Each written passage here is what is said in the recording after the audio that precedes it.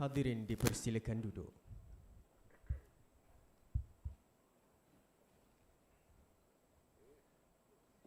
Bismillahirrahmanirrahim. Assalamualaikum warahmatullahi wabarakatuh. Salam sejahtera, salam maju Johor dan salam Malaysia Madani. Yang berhormat Tuan Rafizi bin Ramli, Menteri Ekonomi. Yang berbahagia Datuk Dr. Zunika binti Muhammad, Timbalan Ketua Setiausaha Dasar Kementerian Ekonomi. Yang berhormat Datuk Haji Muhammad Reda bin Datuk Haji Abdul Kadir, Timbalan Setiausaha Kerajaan Johor Pembangunan, rakan-rakan media, tuan-tuan dan puan-puan yang dihormati sekalian. Pertama sekali, marilah kita memanjatkan rasa syukur kehadrat ilahi kerana dengan limpah rahmat dan izinnya jua dapat kita bersama-sama meneruskan acara pada hari ini. Dan bagi pihak majlis, sekali lagi kami mengalu-alukan ketibaan serta merakamkan penghargaan dan terima kasih atas kehadiran Yang Berhormat Tuan Rafizi bin Ramli, Menteri Ekonomi, serta hadirin sekalian ke sesi libat urus kajian separuh Penggal Rancangan Malaysia ke-12 2021-2025 sesi kedua rundingan dasar bersama awam pada petang ini. Hadirin yang budiman, majlis pada petang ini akan diteruskan dan diserikan lagi dengan menjemput dan mempersilakan Yang Berhormat Tuan Rafizi bin Ramli, Menteri Ekonomi untuk memberikan ucapan. Majlis dengan segala hormatnya mempersilakan.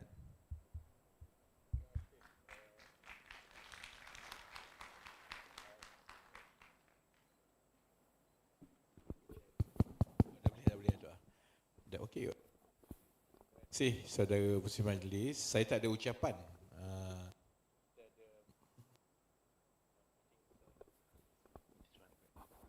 Halo, kita ada masa yang agak... Halo, okey. Kita ada masa yang agak singkat kan sebab saya kena bekerja balik ke KL untuk mesyuarat pukul 8 by car. Jadi agak pendek. Jadi sedikit saja pengenalan, yang seterusnya tu kita buka terus kepada pandangan dan juga soalan maklum balas. Cuma kalau boleh, sebab masa pendek, soalan dan pandangan tu kalau boleh kita pendekkan lah supaya saya ada lebih banyak masa sedikit dan boleh bagi lebih banyak ruang kepada lebih ramai peserta yang lain. Kajian separuh Penggal adalah proses untuk kita realign ataupun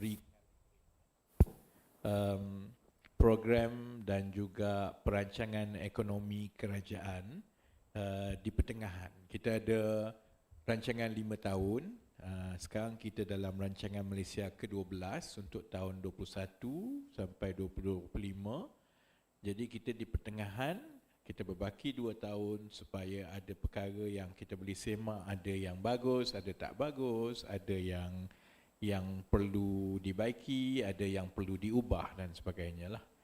Dan 2 tahun ini adalah cukup penting kerana untuk rancangan 5 tahun yang akan datang, iaitu rancangan Malaysia ke-13 daripada 2026 sampai 2030, kita ada peluang untuk mencapai negara berpendapatan tinggi. Maksudnya jadi negara majulah, dengan syarat pertumbuhan ekonomi negara kekal di antara 4 ke 5% tiap-tiap tahun daripada sekarang sampai 2026 ke 2027. Dan pada masa yang sama juga, ini peluang untuk kita membaiki beberapa perkara struktur dalam ekonomi negara supaya bila dah jadi negara berpendapatan tinggi, cabarannya itu berbeza daripada keadaan kita sekarang, maka kita boleh menangani dan terus berkembang dengan pesat walaupun kita dah masuk ke kategori negara berpendapatan tinggi. Jadi dengan sedikit latar belakang begitu, saya jemput kalau ada pandangan dan juga pertanyaan mana-mana.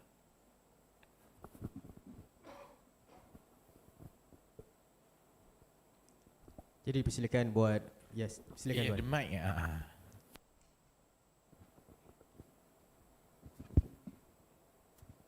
Assalamualaikum warahmatullahi wabarakatuh. Yang berhormat Menteri, yang berhormat Datuk Reda, Sir.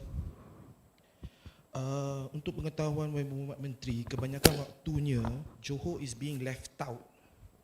Yeah. It's always Kuala Lumpur, it's always Penang, it's always Negeri Sembilan, it's always Melaka. Yeah.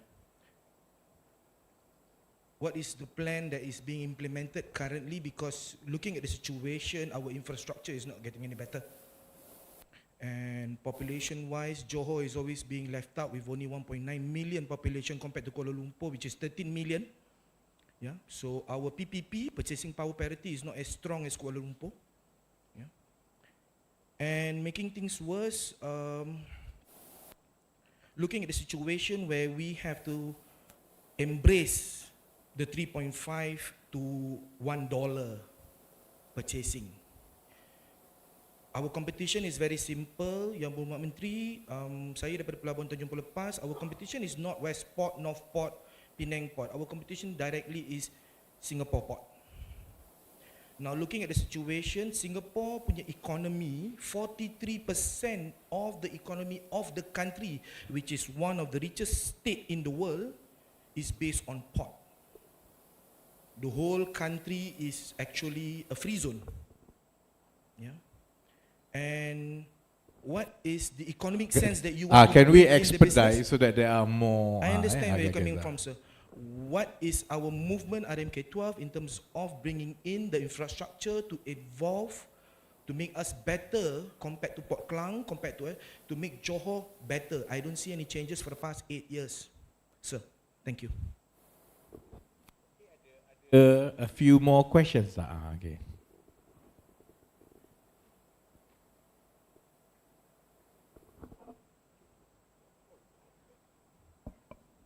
Assalamualaikum warahmatullahi wabarakatuh. YB Menteri, saya ada yang pertamanya, Singapura memanglah tinggi pendapatan, teknologi tinggi, skill pun tinggi banding dengan Johor. Cuma di Johor ni 20 tahun kebelakangan ni saya tengok dari segi talent kita masih jauh dengan Singapura juga. Dan di Johor ni ada satu pusat dipanggil Pastry yang dipunyai oleh Johor Corporation. Jadi saya fikir Johor Corporation dah buat banyak kerja 30 tahun. Yang akan datang ni untuk alignment rancangan Malaysia ke-12 ni, kita harap Pastry yang dipunyai oleh Johor Corporation tu di restructure. Apa dia food? Pastry, which is? I see. Pusat latihan yang dipunyai oleh Johor Corporation tu di restructure, diperbaiki dan dilibatkan syarikat-syarikat ataupun trade association atau industry association untuk participate. Maknanya training macam Finance Skill Development Corporation ke, Finance Skill Development Center ke, ataupun macam Selangor Development Human Resource Center. Jadi itu perlu restructuring supaya talent kita meningkat tak jauh sangat dengan Singapura. Kemudian yang keduanya, dalam rancangan Malaysia ke-12 ni, salah satu elemennya ialah Integrated Water Resource Management. Dan Integrated Water Resource Management tu is surface and subsurface, and then to basin area. Kemudian tu diperkukuhkan lagi dengan transformation water sector. Jadi dua-dua ni saya rasa crucial, terutama sekali dalam keadaan banjir yang hebat, kemudian dengan kepanasan yang hebat. Jadi penelitian dan juga kedetailan kedua-dua proses tu harus juga dilibatkan stakeholder supaya first thing right at the first time. Do it right at the first time. Thank you very much. Another question ke before I jawab for the first round?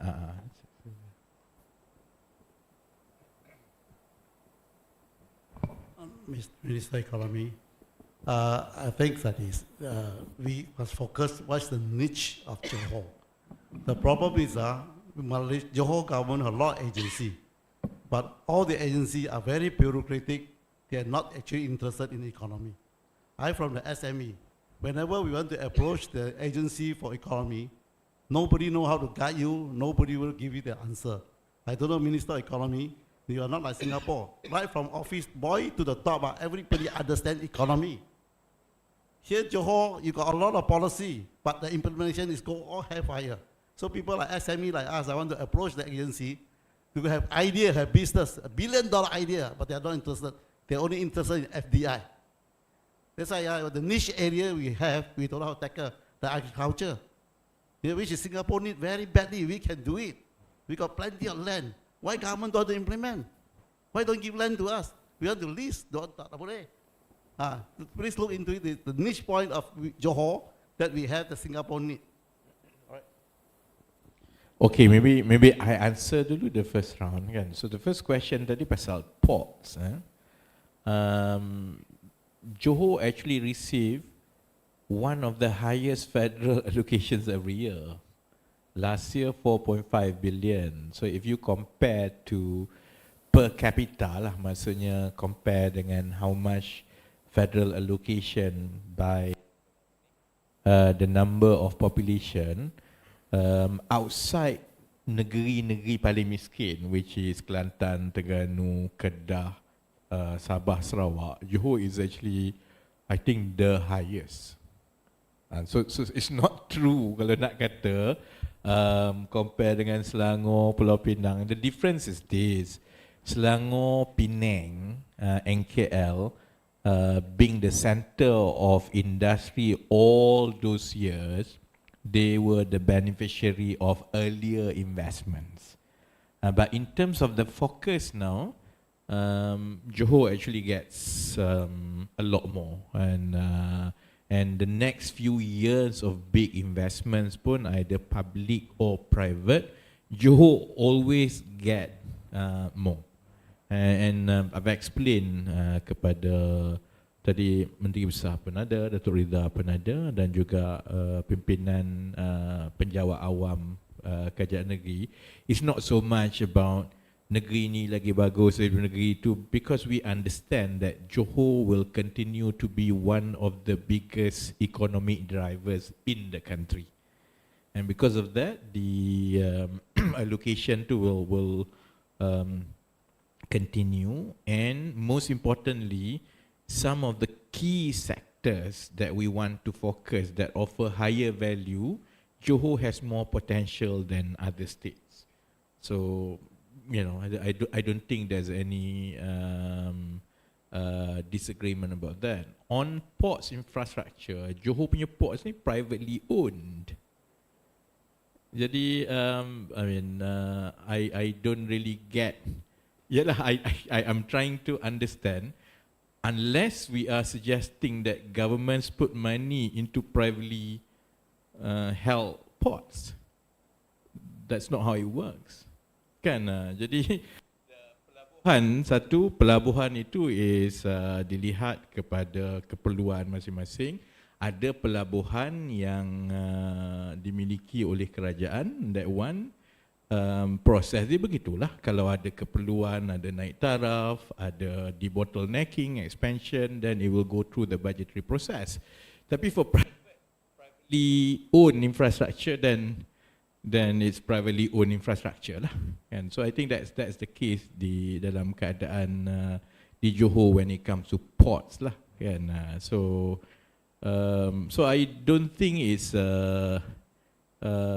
too much an issue when it comes to ports dan sebagainya lah, unless we are suggesting that governments opens different ports yang publicly owned, but that's not the case lah. Di Johor memang is privately owned. Even in Pengerang pun those jetty tu is held, it's basically privately held own jetties kan.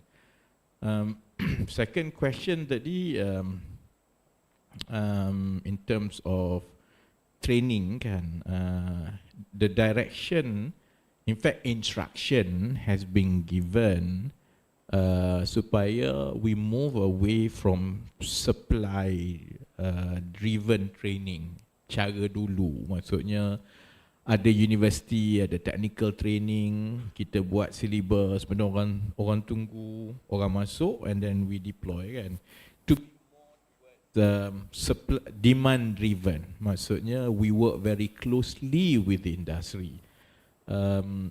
I know of some of government institutions, training institutions, that had been given to private sector.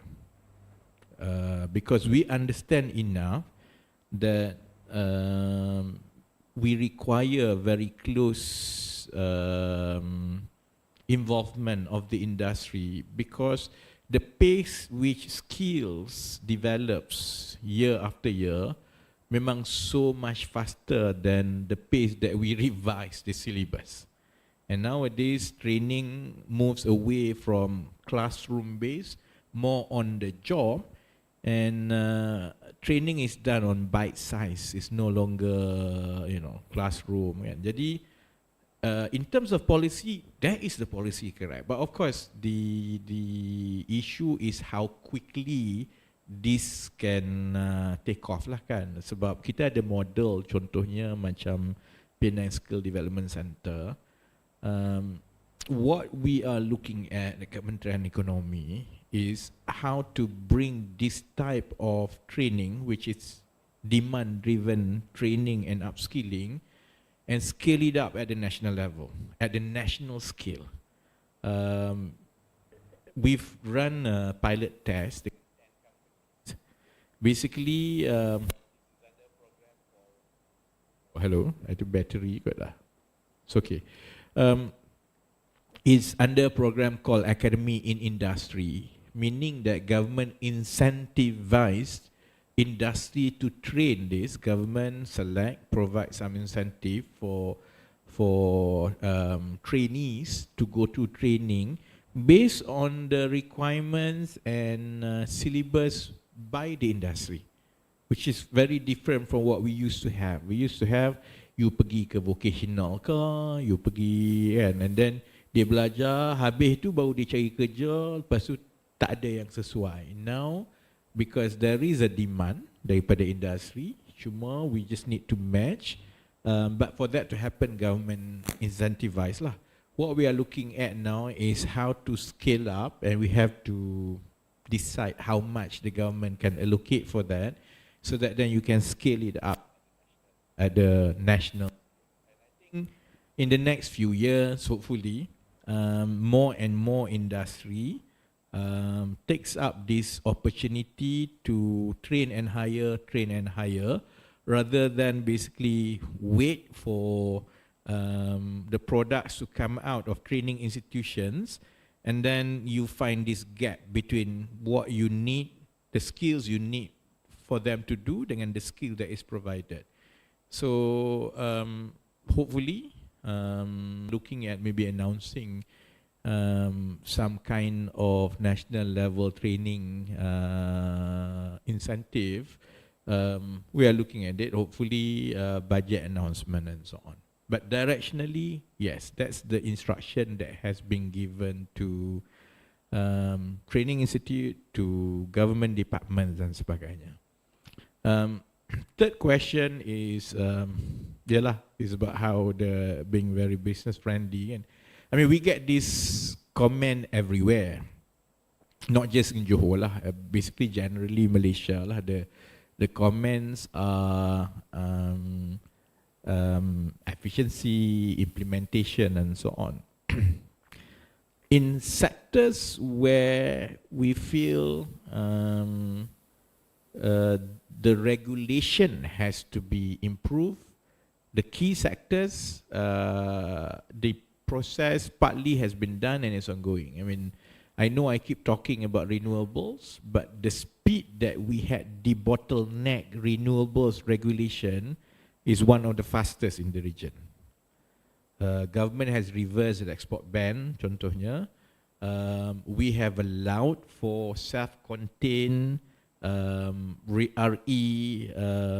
estate, where is on willing seller, willing buyer. Meaning macam ni, is like if you have capacity to do it, you pergi cari your buyer, off-taker, you put up your solar farm and your RE generating estate, they relocate there and you can supply direct without having to go through the grid, semua macam dulu before. So, in areas where we need to drive because they are strategic, in long term. Contohnya, the deregulation and reversal of policies has happened.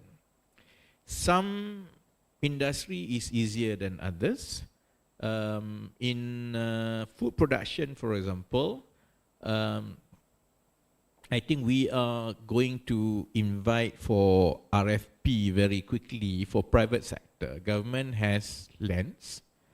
We've done a few pilot tests in Selangor, in in Putrajaya, to see the financial model of plots of lands that you take people, you letak dia orang, all the facilities are already being prepared. So they have half an acre plot, kan? So that financial model too seems to be working. So we will scale it up by inviting requests for partnership and proposal daripada private sector. That will allow for, dalam sistem kita, I think we are looking at 8,000 ekar kan, I think. 800 hektar. 800 hektar. So far that we have allocated for this is 800 hektar tanah. 8, that's a lot more kan, semua kan? Campur estate semua, all over, and that will allow for private sector, as you say. If your RFP is good, you have a track record, you already run farms or agrotech punya companies, you can come in, have to sign agreement with government on the floor price and how much you have to pay penerima this scheme, people who join this scheme, and you can run. So I think it doesn't work by just saying, governing doesn't work by decree. We do policy change, you deregulate, and that will send signals that these are the focus areas that we want to do. And then you work on specific programs to incentivize. And then we have to look how this is being taken up by the industry kat bawah lah. So I think that will improve as we go along. For Johor per se, Johor is going to benefit a lot. In fact, the biggest beneficiary of some of the policy changes that this government had done, the biggest beneficiary is Johor. So when we allowed cross-border renewable trade, that means we allow renewable export to Singapore, the biggest beneficiary is Johor. Because Johor is expected to see the mushrooming of large-scale RE plants, as well as it will accelerate the relocation of factories and manufacturers and data centers from Singapore to Johor. So, but what we are doing is we want to make sure that Johor is as part of a bigger region. It's not Johor versus Singapore. It's not Singapore versus Johor. There is an overlap of how Johor and Singapore can grow together, and that's partly we will discuss and we will develop this concept with Singapore, supaya Johor benefits from the overall growth that Singapore and this region has, rather than sekarang ni is Johor as a state, Singapore as another state. So, I close my gate, you close your gate. So now we are looking at how to look at Singapore and Johor as one whole economic collective. There are things that we share, there are things that we benefit from each other, there are things that we support and strengthen each other. And that is a very different change of perspective from how we have dealt with Johor's economic planning before. All this while, we look at it as, it's a zero-sum game. If Singapore gains, Johor will lose out, and vice versa. But I think the way forward that we want to plan Johor's growth and by extension Malaysia growth is to see how to tap into the growth market collectively in a win-win situation. I think as we go along and there will be more announcements in the next few months, then I think there will be more clarity to this concept that we are developing. Another round of questions? Yeah.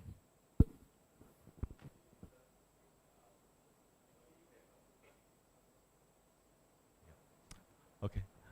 YB Minister have quoted in the mid-February statement that the Malaysia going to become a high-income nation this time if the national economic growth 4 to 5%. And also second one is the currency. But now we know the Malaysian currency at the lowest possible versus Singapore ringgit dollar at 3.4 and versus the US at 4.6. Just wonder YB have any strategy to strengthen. Even the Bank Negara have increased 0.25 but doesn't seem to help at the moment. Second is particular on the Johor. There's in the budget announcement there's a spatial financial zone policy for the Iskandar Malaysia, but just wonder any further details in the action plan rollout. Thank you, YB. Tadi ada question dua, to the right and then to the left. Assalamualaikum YB. Syahir daripada UTM Skudai. So under RMK 12, we have an emphasis on commercialization of research and then formation of the RMU. So moving forward for RMK 13 and the current scenario, could you please update lah, the situation and how we universities at the present moment should plan for the future?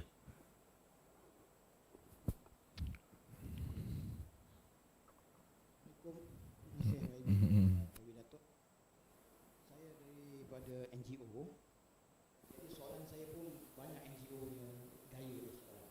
Pertama, saya tarik ekonomi yang banyak perkataan tadi. Tapi kita tidak melihat kesan ekonomi.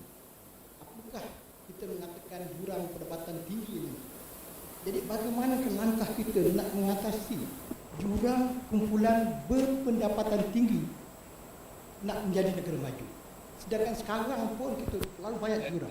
Maksudnya dalam masyarakat kita ataupun berbanding dengan Singapura? Kita Okay. mengatasi jurang sebab saya tengok nampak kata berpendapatan tinggi tapi kita berpendapatan rendah. Contoh saya beri contoh. Pencen setiap tahun akan menyebabkan jurang antara miskin dan kaya. Setiap tahun naik 2%. Ini nyata. Gaji naik berbeza. Harga berbeza. Yang paling teruk sekarang OPR.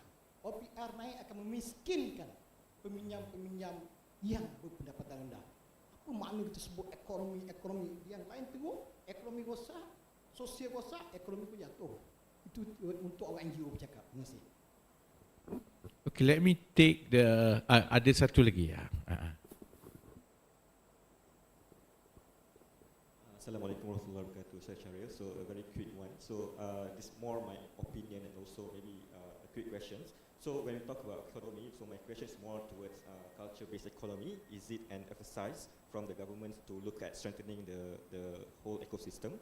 The second one, as part of culture-based economy, is there any... When you say culture-based economy, you mean? Leveraging on the arts, heritage and culture. So basically when looking at positioning cities like Johor Bahru as a cultural, as an economic hub, we must not also forget that culture economy is one of the engine or one of the factor that we should leverage on. So as part of culture-based economy, is there any planned example for museum and so on, how we can actually improve our museum in terms of not only the physical infrastructure but also looking at curations, programming. It's all about informal education, place identity of the nation and so on, because I think it's very important. For example, in Johor we have abundance of arts, heritage and culture that we can leverage on, and it can be part of culture-based urban regenerations. Thank you. Saya jawab daripada belakang ke depan, dengar tak? Actually, I totally agree.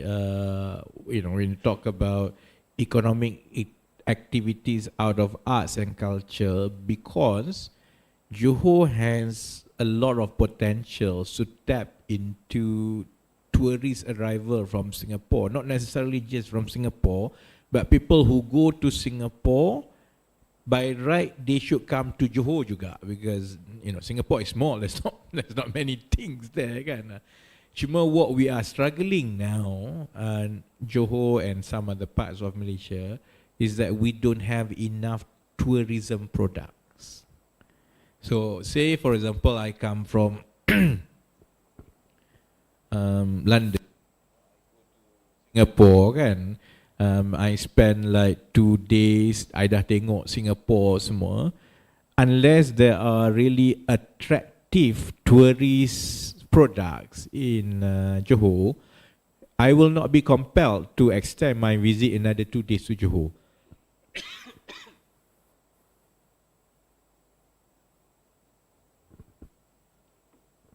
So there is an urgent need to really push tourist products, whether it's museum ke, whether it's arts and culture.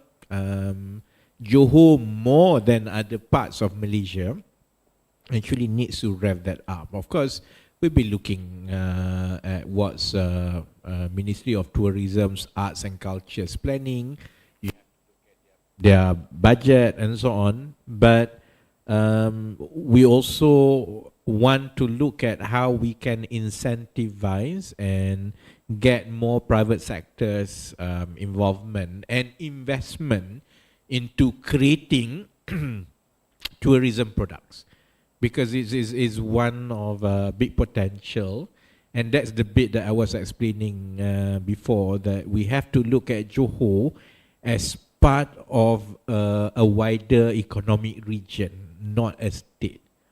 Because then Johor will benefit from whatever Singapore has. If people come to Singapore, there are things that you cannot get in Singapore. Yeah, you can only get in Johor. But it must be attractive enough for people to see Johor and Singapore as part of the bigger package. It's not just, it's either I go to Singapore or I go to Johor kan.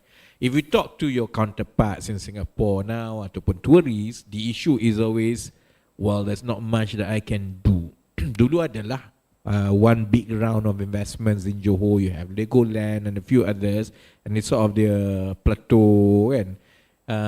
But it doesn't have to be big investments like that. It doesn't have to be theme park. In fact, if you look at the product market fit with people who would want to come here, most probably they are looking for authenticity, things that they cannot get elsewhere. These are cultural in nature that they cannot get elsewhere. Cuma we have to develop it as a business, and that's the bit where I do acknowledge that there's no clarity to it. I do acknowledge that perhaps we have not developed good enough incentives and programs for it, and perhaps it has not embraced enough SMEs to do it. So, but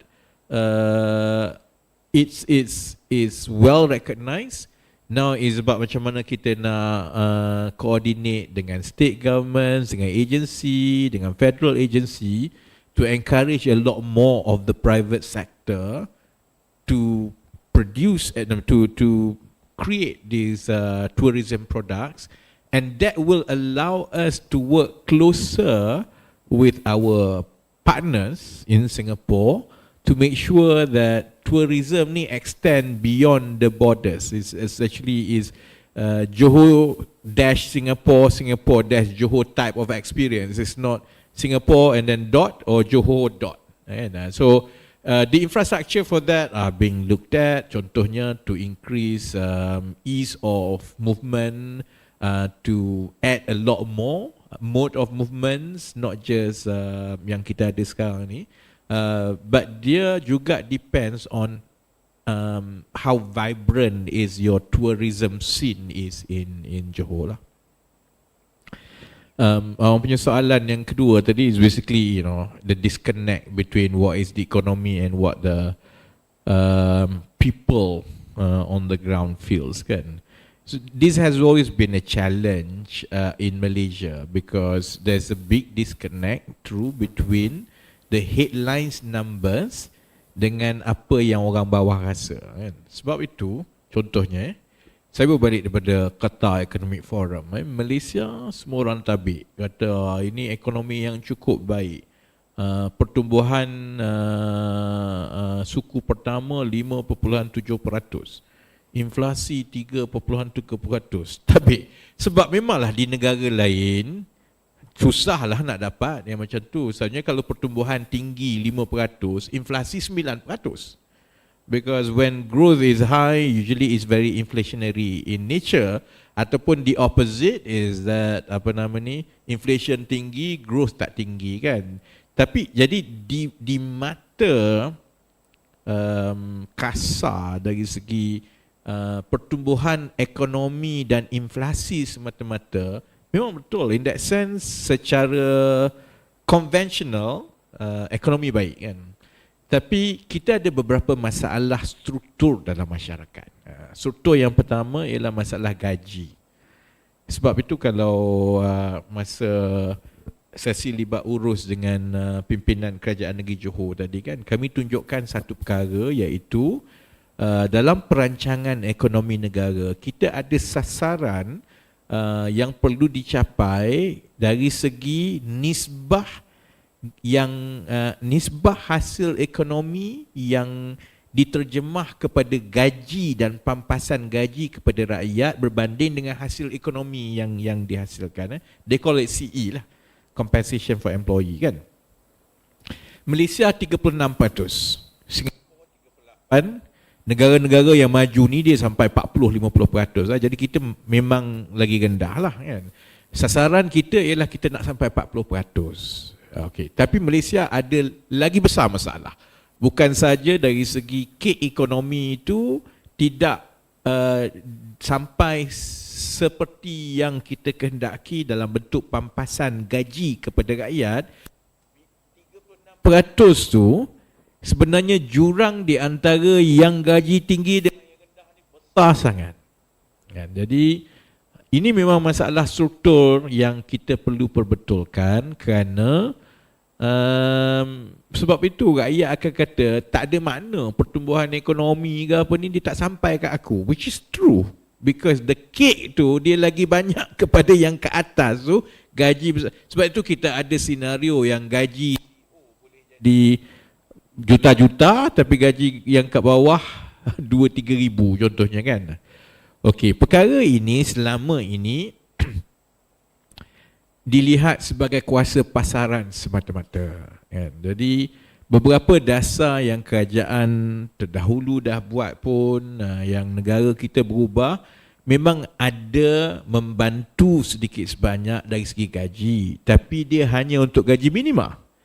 Gaji minima ni hanya golongan yang paling bawah dapatlah, tapi dia tidak membantu dari segi gaji yang lain, kerana asalkan gaji kita lebih daripada 1,500 dan tidak ada keperluan ataupun tidak diwajibkan untuk majikan menaikkan gaji tiap-tiap tahun. Sebab itu bila kita bercakap pasal pertumbuhan ekonomi, inflasi, kita tak boleh lari juga dengan soal gaji. Di peringkat kerajaan, memang kami sedang melihat dan membangunkan dasar dan dasar-dasar ekonomi yang insya-Allah kami tengok di Kementerian Ekonomi. Yang paling susah ialah gaji progresif. Sebab dia akan menyebabkan semua orang marah. Sebab gaji progresif ini, pertama dia memerlukan kerjasama dan persetujuan 3 pihak. Satu ialah majikan. Majikan tu termasuklah majikan kerajaan dan majikan swasta. Jadi yang swasta ni satu hal lah. Dia nak naikkan gaji secara berkala kerana undang-undang menetapkan macam tu, tak mudah lah, kan. Kerajaan pun kena kira juga. Ni nak naikkan gaji ni, kerajaan ada 1.5 juta kaki tangan awam. Kalau naik gaji macam ni, kesan dia kepada kedudukan kewangan negara tu, Jadi nak lepas majikan tu dah satu masalah. Kemudian kita juga berurusan dengan pekerja. Pekerja pun nanti kalau dia kata aku nak gaji banyak ni, tiap-tiap tahun kena naik banyak ni, majikan akan kata tapi tengoklah produktiviti macam mana, hasil untung macam mana. Dah kalau tak untung macam mana saya nak bayar gaji kan. So kemudian kerajaan dari segi peraturan dan juga undang-undang nak buat macam mana ni. Sebab kalau kita wajibkan company bungkus gulung tikar, defeats the purpose. Orang hilang kerja pula kan. Jadi gaji progresif ialah satu kerangka undang-undang, insentif dan kerjasama tiga pihak tadi untuk memastikan bagi satu tempoh memang gaji golongan pekerja yang bukan gaji minima ni naik tiap-tiap tahun pada kadar yang diperlukan supaya menjelang satu masa gaji purata tu makin tinggi. Because if you leave it to the market, most probably it will never happen. So it has to be legislated, it has to be government intervention. The problem is government interventions require a huge sum of taxpayers' money to go into it, to allow it to go kan. So benda tu rumit. Tapi insya-Allah kami akan bawa secara berfasa-fasa. Dia kena bawa ke kerajaan, tengok pandangan semua. Kemudian dia kena bawa kepada pihak swasta, dia kena bawa kepada pihak pekerja. Kemudian kita nak kena cari mekanisme macam mana untuk bawa ke supaya mengikat.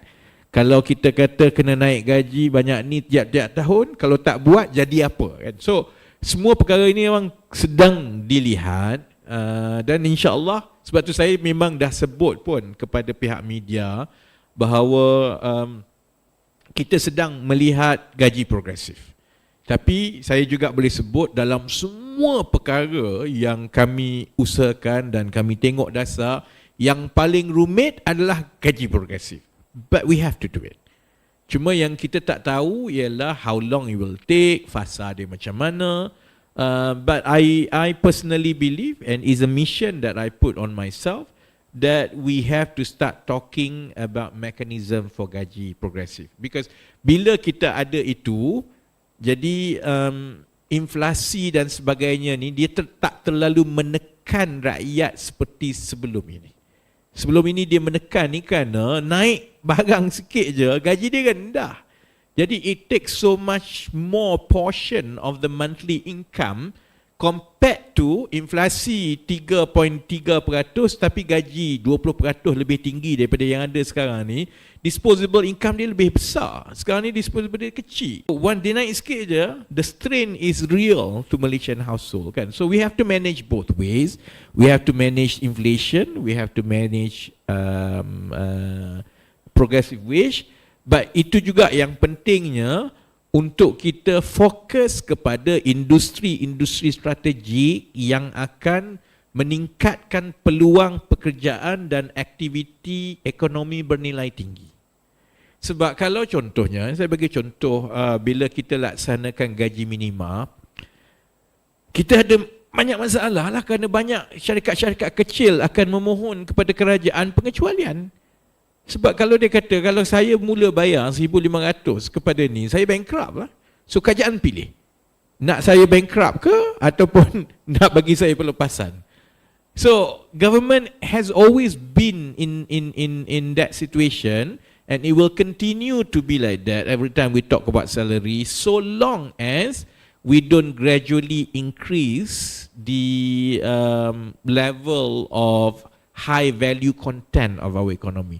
Sebab itu kita orang push renewables, because in the last 2 years the biggest investments in the world no longer go kepada digital and tech ni semua.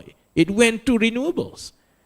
Money is going into renewable because the world knows that energy security is real, climate change is real.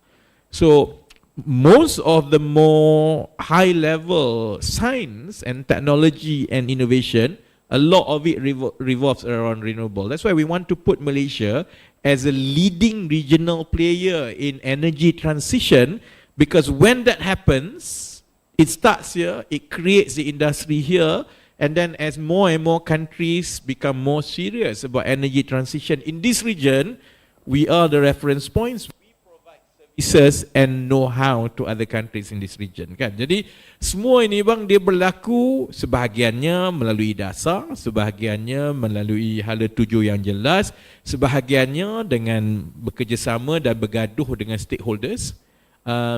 But it's a must that we have to do in this generation. Yang saya tak boleh jawab is how long it will take. Kan? So but it will start. That discussion will start. The focus will start. Saya doa and I hope dia tak banyak roadblock sangat lah. But I know it's difficult kerana untuk mendapat persetujuan semua tu, it will take so long. Soalan daripada UTM tadi pasal commercialization of research, kan? Dia memang cabaran besar lah. Macam kita orang buat RMK tiap 5 tahun ni, you know, you focus because a lot of money did go into research and grants to higher education, tapi we don't really see that much commercialization and value out of the research lah, kan? What I'm focusing now is on the broad ecosystem and culture when it comes to innovation and startup and digital dulu, okay? Dia mungkin tak ada kena-mengena dengan universiti sangat, you know, in the traditional sense yang apa nama ni, research and university, but one of the weaknesses that we have to improve is the quality and the frequency and the quantity of innovation-based products and services in this country. Sebab kadang-kadang kita tengok, you know, we have this very straightforward thinking that I have $1 million idea, and then if you give me, I will become a millionaire. It doesn't work like that. For every $1 million idea that takes off the ground, hundreds actually fail. That's just the way of the world. That's just how the way of the world. So for those economies that successfully capitalize on innovation and research and make money out of it, you have to make sure your funnel tu besar, because you know out of 100 only one will make it, kan?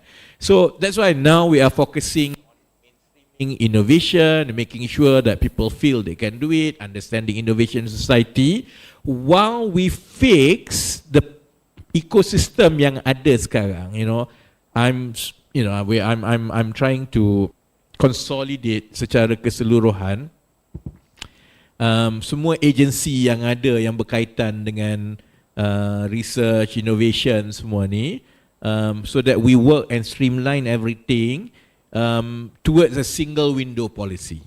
Maksudnya memanglah masing-masing agensi, syarikat yang kerajaan, universiti, each university ada research company semua, kan? Semua tu will continue because you are there for a reason. Tapi kita boleh elakkan seberapa banyak pertindihan. Kita boleh elakkan seberapa banyak yang going round ketuk pintu ni. Nak dapat satu, ketuk 50 pintu. Lama-lama give up lah, kan? So we are moving and consolidating towards a single window approach, which I hope, you know, universities and research will be part of that, because then you have a bigger access to what before this most probably only available to certain types of companies, certain types of startups saja, kan? And of course, you know, we will look at the funding stage, we look at the risk capital stage to make sure, because satu lagi masalah kita ialah kalau startup funding kat Malaysia ni, dia tak cukup untuk the angel investor and juga pre-seed ni. Selalunya orang nak melabur bila syarikat tu dah besar lah. Betul, orang nak pergi melabur lah. Yang bawah ni, yang mula-mula ni, tak ada orang nak tengok. It cannot work like that, because we must allocate enough to the risk capital in the beginning, because we know out of 100, satu je yang jadi. So from seed, only one most probably can go to series A. Only then daripada 10 series A, maybe one je pergi ke series B, kan? So we have to fix the whole funnel. And it's the whole ecosystem is how our society, budak-budak, young graduates think about innovation. Is also how about we want to consolidate so that it's one single policy. Is also about how we want to incentivize more of risk capital so that more funding goes to angel stage rather than just post Series A. But it will come in bits and pieces. So bila kita tengok dekat RMK nanti, we will try to consolidate balik the whole of the ecosystem semua. InsyaAllah. Yeah. The first two questions, saya dah nak cukup masa. No, saya kena jawab soalan satu lagi yang tak jawab lagi. Ada dua soalan yang saya kena jawab tadi. Satu is about the special economic zones. Frankly speaking, we are still looking at the details of what is announced. But we've had discussion this morning between Kementerian Ekonomi dengan Kajian Negeri Johor dengan MB. We will go to Cabinet with a comprehensive proposal about how we want to expand and push through this concept that Johor is part of a regional economic market that includes Singapore, and special economic zone is one of it. So I think we will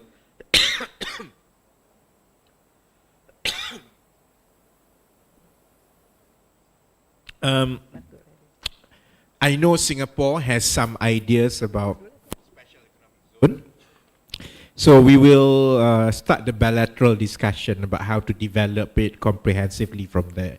So hopefully we'll get more details in the next few months.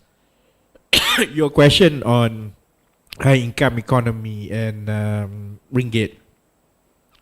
It's true that kalau ringgit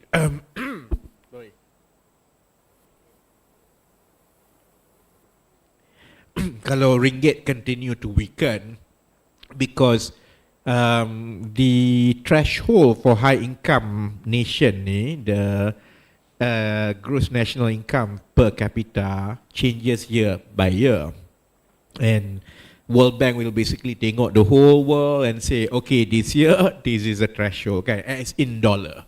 So you are right lah. Kalau ringgit continue to weaken, it will affect our trajectory. Although I think what is happening in US now when it comes to ringgit strength is cyclical and is unique to the situation in US now. The last 6 months we've seen 2 or 3 unique situations. It started with Silicon Valley Bank, and then what happened to Silicon Valley Bank, and then affected Credit Suisse. There was a concern about the banking sector in US, and then the current the last week's weakening of ringgit, which also affects all other currencies in the region and the world, is basically the dragging of negotiation on debt ceiling between President Biden and Speaker of the House, because it's so. I do think that they will resolve it, and so my view is that while we cannot control some of these headwinds, global unique situations in larger markets, and what we can control is the strength of our fundamentals, which is our growth prospect, which is our inflation prospect, which is our FDI, which is our domestic demand, also domestic direct investment, DDI as well. These are all things that we control. So if we continue to focus and strengthen, beginning with government's fiscal position, and it goes into, and we continue to register growth, manage inflation at a healthy level, as that unique situation in US subsides, when they eventually settle on their debt ceiling, when Federal Reserve gives more certainty on rates outlook in the next 1 year, then this volatility will reduce, and then that's how Malaysia will benefit, because people will look at this as an economy with strong fundamentals. And once these upheavals in US subsides, fund managers and investors around the world has to decide where to allocate their assets.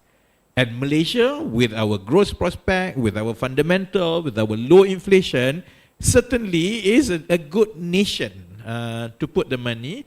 And when we continue to push for new economic narratives and projects that includes our leadership of regional energy transition and so on, Malaysia is sexy. And that's the plan. But, you know, in the short while, as we go through this storm, I think we have to ride through this storm. Okay? Kita ada satu, okay, tapi kena cepat sangat because I really have to leave by 5:15. Okay, Assalamualaikum warahmatullahi wabarakatuh. Saya mewakili Persatuan Peniaga dan Usahawan Kejora, wilayah Kejora. As we know, during pandemic, IKS menyumbang banyak untuk ekonomi negara. Betul kan tuan? Okay. Kemanakah hala tuju kementerian untuk membawa usahawan IKS luar bandar? Di mana kalau kita tengok sekarang kenaikan gaji atau perubahan gaji hanya kepada agensi kerajaan dan swasta. Okay, pertama. Kedua, kita selalu sebut macam tadi tuan sebut pasal mata wang Singapura. In fact, kita usahawan, kami usahawan luar bandar terpaksa keluar duit sendiri untuk masuk ke Halal Fest Changi dengan bayaran 6,000, 4,000 duit sendiri. Kami dah struggle banyak. Tapi berdirinya saya di sini, saya hanya nak tahu kemanakah hala tuju kementerian untuk membawa usahawan-usahawan IKS luar bandar dan PKS luar bandar. Terima kasih. Okay, ada dua tu kan. Okay, abang dulu and then kakak. Terima kasih Yang Amat Berhormat. Saya di sini nak mengutarakan the impact of the RTS. RTS ni Rapid Transit Speed antara Woodland dengan Johor Bahru to be completed somewhere in 2026. Rasanya itu adalah rancangan Malaysia ke-13 pada peringkat awal. Jadi kalau boleh, the impact of that one in term of economy, in term of housing, in term of mobility, in term of industry like data center will be, the spill effect is very, very significant. Jadi kalau boleh kementerian melihat dengan ini dengan lebih sistematik, tidak secara ad hoc. Kita ada masa 3 tahun lagi, dan kalau boleh benda ini dapat dibuat dengan secara menggunakan teknologi yang tinggi dan lebih profesional. Thank you very much. Terima kasih. Okay, last question agak. Satu lagi. I can't because I really have to leave, because kalau tidak I will have a problem with simple. Okay, I can't because I've gone through this. Selalunya dia simple tu dia panjang, kemudian the next one and I'll, yeah, okay. It's okay. Bismillahirrahmanirrahim. Assalamualaikum warahmatullahi wabarakatuh. Saya Hafsah Rahmat, pengurusi Persatuan Usahawan Industri Desa Negeri Johor. Saya kagumlah kalau kita melihat dasar-dasar kerajaan yang banyak menjurus dalam pembangunan ekonomi. Cuma selaku NGO, yang di mana kami mempunyai banyak usahawan-usahawan desa unsur saya lah, yang mengusahakan berbagai-bagai lah, termasuk homestay dan sebagainya. Tetapi kami sebenarnya tidak pernah dilibatkan di dalam bersama-sama untuk membangunkan ataupun untuk bersama-sama dengan kerajaan dalam isu-isu dalam pembangunan ekonomi. So apa yang saya harapkanlah diri di sini selaku sebuah NGO peringkat negeri, dan malah saya juga ada di peringkat Malaysia, bahawa kita mengharapkan ada satu pendekatan yang kerajaan boleh bersama-sama dengan NGO bagi membantu pembangunan ekonomi khususnya di luar bandar. Saja yang mohon. Okay, one last short one. Okay, terima kasih YB. Assalamualaikum. So yang pertama, dia berkenaan dengan digital. Pada taklimat untuk tahun 2020, jadi memang fokus kepada fully digital 20,000 ke 2030. Soalan yang pertama, sehingga kini berapa persen yang telah untuk kepada fully digital? Yang kedua, okey, apa perancangan seterusnya untuk sampai kepada 2030 fully digital? Dan yang ketiga ni, maksudnya ada tak standard-standard SOP berkenaan dengan banyak kita tengok apps seperti macam saya tak sebutlah.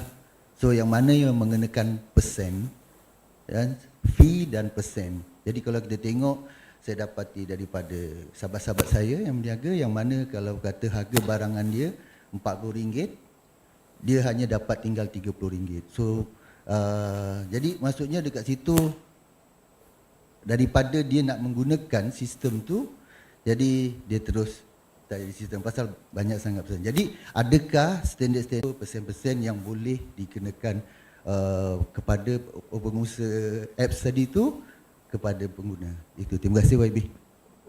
Okay, saya nak kena I can't. That's why I can't because this will not end. I really have to leave. Okay, I will answer because I can't. First question that I can't. I hope you can pass the questions to my officer and they will reply. Okay. But I really can't. Okay. Thank you, YB. Okay. Thank you, YB. Okay. Give me a chance. Joyce here. Sorry. I just need one question because this Forest City in Johor Bahru is the 100 billion project. So can I ask for YB any solution to solve this development? And then one thing, the RTS system, is that what connecting to this project also, and strictly go to Singapore? I hope that okay, can give because the question tu di luar masa tambahan yang dibenarkan, I will not answer here, and then can you give your name to my officer yang kat sebelah, then they will come back to you. Thank you. Okay. Soalan-soalan tadi kakak tanya yang pasal NGO kan.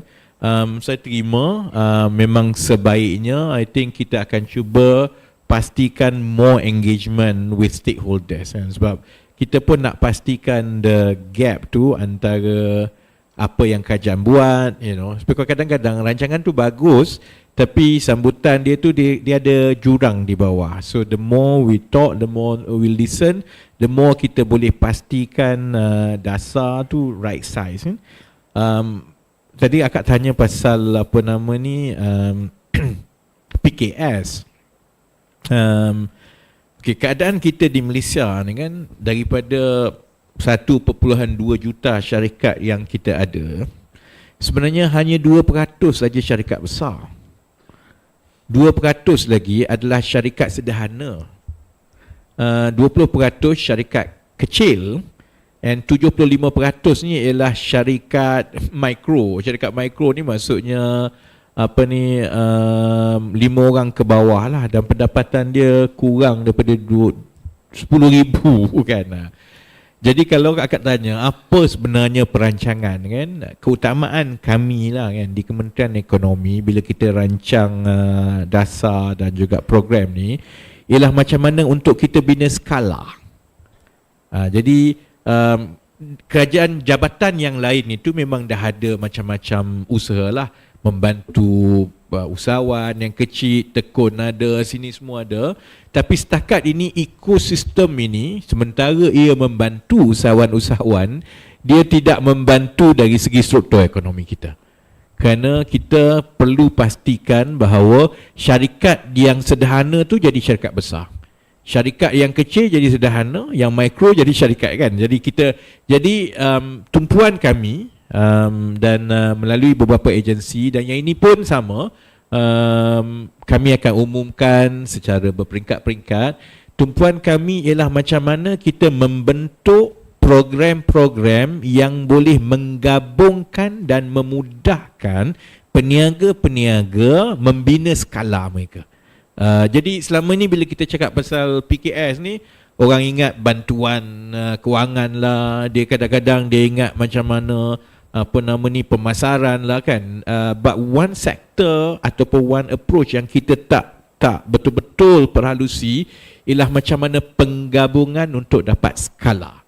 Jadi yang itu yang untuk jangka masa pendek dan sederhana ni yang kami akan tumpukan. Dan itu akan membolehkan peniaga-peniaga ni dia graduate to the upper level. Jadi yang medium scale ni, kalau selama ni dia boleh buat benda ni je, bila kita skalakan mereka, sama ada penggabungan daripada capacity building, dia dah boleh bid ataupun menyertai peluang untuk yang selama ni hanya terhad kepada pasaran, kepada syarikat besar saja, and so on. Then you continue to push. Sebab itu kami tidak terlibat dalam program-program yang khusus yang dengan our job is very much a macroeconomic planning, and we work with a policy framework, and then we slowly mana yang kami bagi peruntukan kepada kementerian tertentu untuk melaksanakan inisiatif tertentu mengikut dasar ekonomi yang kami tetapkan ke atas. That's how the economic planning works, and that's the function of economic ministry lah. Jadi untuk PKS, our focus untuk 1-2 tahun ni ialah to build the streams for people and businesses to scale up. Part of it ada banyak cara lah. Part of it joint venture, part of it is matching, part of it is reverse linkages. So these are the programs yang akan dilancarkan melalui agensi-agensi tertentu lah. Abang tanya tadi pasal RTS, a lot of what we discuss so far memang mengambil kira limpahan ekonomi yang akan ada daripada RTS.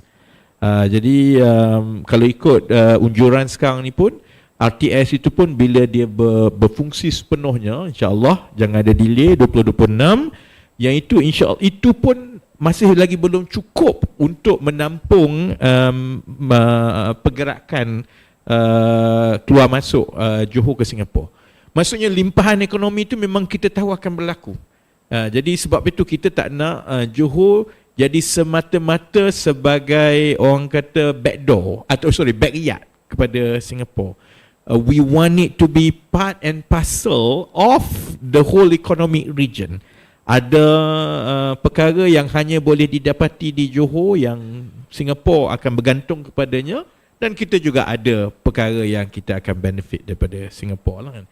Tadi abang yang tanya pasal digital tadi, pasal platform tadi tu, this is the problem bila kita ada oligopoli, maksudnya ada 3-4 saja yang ada kan. Jadi kita ada hanya 3-4 platform digital saja. Sebahagiannya kerana share of the digital and tech industry is like that. For Grab, for Lazada and for Shopee to be where they are now, they spend billions. Kerana belanja tu bukannya belanja untuk buat platform tu sangat, belanja marketing to grow it up to like that kan. And they have to heavily subsidize, and then they buat macam-macam lah untuk sampai ke adoption yang dia ada sekarang. Millions of adoption on each platform kan. The problem is bila dah sampai macam tu, pengguna sendiri dia tak nak pergi ke platform lain dah. Jadi sebab itu walaupun ada banyak platform sebenarnya yang lain selain daripada 3 tu, tapi platform yang lain tu kebanyakannya ialah platform yang dibuat oleh rakyat kita sendiri. Memang tak dapat because bagi orang buat apa aku nak pergi ke platform ni, platform tu, ni senang. Jadi there's a cost that we pay, and the cost that we pay is there are only 3 or 4 of this platform, and therefore they charge like that. Jadi kerajaan, I don't think we want to regulate untuk kita tetapkan you boleh banyak ni je. Kerana kita tahu kalau you tetapkan had, percentage banyak ni banyak tu saja, these platforms are not financially viable. And when these platforms are not financially viable, you don't have platforms at all. Kan? Jadi akhirnya yang kita nak kena buat ialah kita nak galakkan adoption dan juga supaya lebih banyak platform-platform yang rakyat kita ni untuk guna juga platform-platform yang lain untuk kita imbangkan, because we have to allow the market forces to fix it. The moment government mula campur nak bagi duit sana gini, subsidize, it will never work. But itu juga memerlukan pengguna kita untuk lebih terbuka dengan platform-platform dan produk-produk digital yang dihasilkan oleh syarikat-syarikat kita. So it's a chicken and egg thing. What government can do is to incentivize and galakkan, create the ecosystem so that more of this platform can grow. But we also know that they have their challenges because they are up against billions of investments and quite difficult for them because it's about adoption, kan.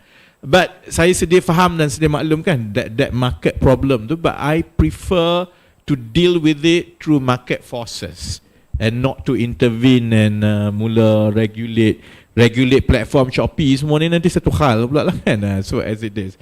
And lastly, pasal this issue about digital, our digital penetration is one of the highest in the world. Our digital penetration is 98%.